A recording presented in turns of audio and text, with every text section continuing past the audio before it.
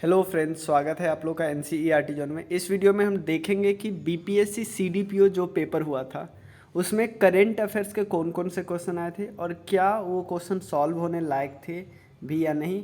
कौन कौन से टफ क्वेश्चन थे जो थोड़ा ट्रिकी क्वेश्चन पूछा जाता है, ये हम डिस्कस करेंगे। कौन कौन सा क्वेश्चन डायरेक्टली बुक से उठा के टेप दिया गया था उसको डिस्कस करेंगे। और ये भी डिस्कस करेंगे क्योंकि ये पेपर बीपीएससी के बाद में हुआ था, जो 67 बीपीएससी जो 8 मई को लीक हुआ था उसके बाद में हुआ था। तो क्या ट्रेंड में बदलाव आ रहा है। तो दो तीन पेपर है, जैसे बीपीएससी का आर्ट एंड कल्चर वाला पेपर, उसको भी हम डिस्कस करेंगे।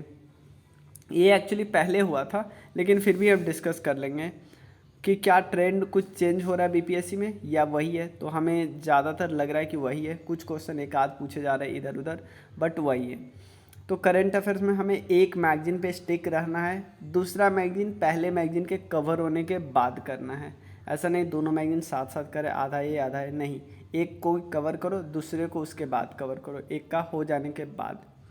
तो चलिए शुरू करते हैं। इसमें आपको सीडीपीओ का क्वेश्चन डिस्कस कर लेते हैं। आपको पता है अक्टूबर में इसका मेंस होने वाला है, जो आप कैलेंडर देखे उसमें पता चलता है रिजल्ट, लेकिन अभी भी नहीं आया है। ये आप बीपीएससी का कोर्स है, प्रीलिम्स का कोर्स है, आप आराम से ज्वाइन कर सकते हो। 70 to 75 क्वेश्चन डायरेक्टली आया था जब 8 मई को एग्ज़ाम हुआ था। उसके बाद इस कोर्स में हमने काफ़ी चीज़ ऐड किया है। घटना चक्र हम लोग ऐड करें, साइंस और हिस्ट्री का सबसे पहले ऐड करेंगे, तो समझो और कितना ज़्यादा चांसेस बढ़ जाएगा हमारा क्लियर करने का। उसके अलावा एनसीईआरटी का साइंस का कुछ 9-10 का चैप्टर ऐड करें जो बहुत इंपॉर्टेंट है, तो साइंस को हम और ज़्यादा फोकस कर रहे हैं। तो आप आराम से ज्वाइन कर सकते हो। सिर्फ आज के दिन के लिए 750 रुपीज़ है, उसके बाद फिर से रुपीज़ जो 2000 है वो हो जाएगा। तो चलिए शुरू करते हैं। देखो, शुरुआत में ये कुछ क्वेश्चन आए थे, बिल्कुल पॉलिटिकल क्वेश्चन थे कि कोई अगर एक्ट को एब्रोगेट कर किया जा रहा है या हटाया जा रहा है या कोई लाया जा रहा है तो कौन सी पार्टी साथ दे रही है, कौन सी पार्टी नहीं दे रही है। तो यहाँ पे पूछा गया था कि आर्टिकल 370 को अगर हटाया गया था तो कौन सी पार्टी ने सपोर्ट किया था, ये बात है। उसके अलावा सिटीजनशिप अमेंडमेंट एक्ट आया था, उस कौन सी पार्टी ने सपोर्ट किया था, उसके बारे में है। फिर कौन सी पॉलिटिकल पार्टी ने मुस्लिम वुमेन का जो ट्रिपल तलाक वाला जो इशू था उसमें सपोर्ट किया था, ये इसके पे क्वेश्चन है। और जो फोर्थ क्वेश्चन है वो तो इतनी बार आया हुआ है ना एग्जाम में, 6 से 7 पेपर में हमने देखा वो आया हुआ है। वर्ल्ड ट्रेड ऑर्गेनाइजेशन में पहली वुमेन जो अफ्रीकन वुमेन है उनका अपॉइंटमेंट हुआ, कहाँ से बिलोंग करते हैं, नाइजीरिया से।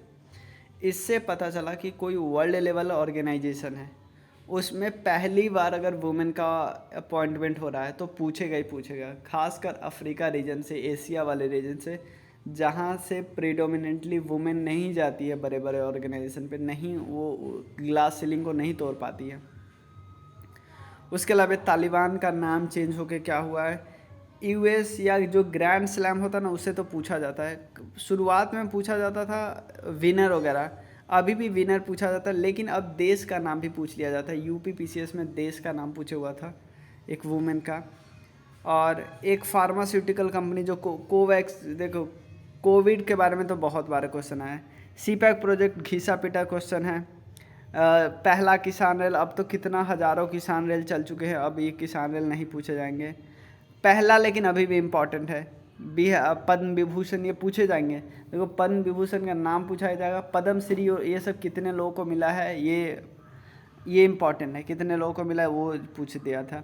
धम्म धम्म ऑब्वियसली बिहार में कॉन्फ्रेंस होगा तो बिहार में पूछेंगे ही पूछेंगे। टोक्यो पैरा ओलंपिक्स में कितने मेडल आए ये पूछ ले।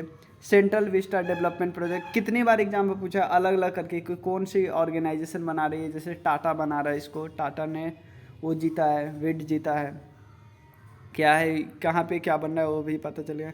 चिनाब रिवर पे रेलवे ब्रिज बना जा रहा है, हाईएस्ट रेलवे ब्रिज है। One nation one ration card के बारे में है, ठीक है। किसके समय में चालू हुआ ये बात पूछा, ऑब्वियसली ये इनके, क्योंकि इनका डेथ हुआ था ना तो इनसे रिलेटेड क्वेश्चन पूछा था।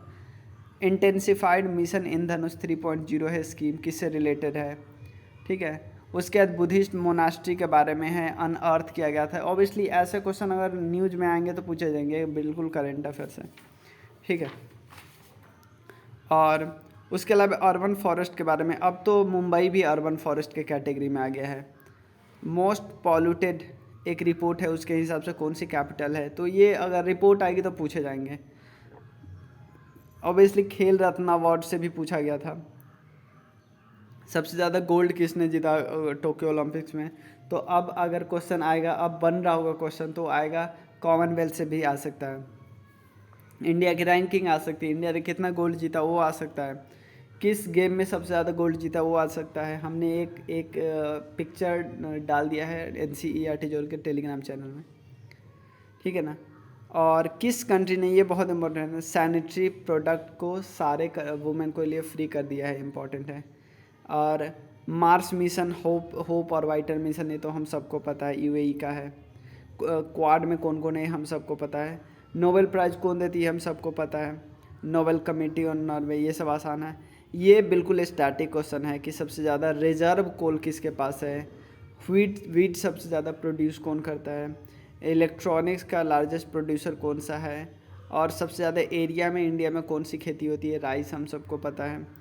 और सबसे ज़्यादा कॉपर डिपॉजिट, कॉपर और कहाँ पे डिपॉजिट है, ये पता है। तो इसमें से कई क्वेश्चन तो डायरेक्ट स्टैटिक के हैं, जैसे ये लास्ट क्वेश्चन है चाइना वाला USA वाला, ये लास्ट का 4-5 क्वेश्चन है वो बिल्कुल स्टैटिक क्वेश्चन है, करंट अफेयर्स में डाल दिया गया है। तो इसलिए देख रहे हो आप, इशू इंपॉर्टेंट हो जाता है कि नोबेल प्राइज़ से पूछेगा, चाहे कुछ भी पूछे, स्टैटिक पूछ ले, करंट पूछ ले, क्वाड इशू में है, कुछ ना कुछ पूछता रहेगा, ब्रिक्स से पूछता रहेगा, SCO से पूछता रहेगा, कुछ ना कुछ तो पूछता रहेगा। मून मिशन के बारे में किसी का है, पूछता रहेगा, क्योंकि ऐसे थोड़ा एस्पायरेशनल लगता है ऐसा चीज़ पूछना, ठीक है ना।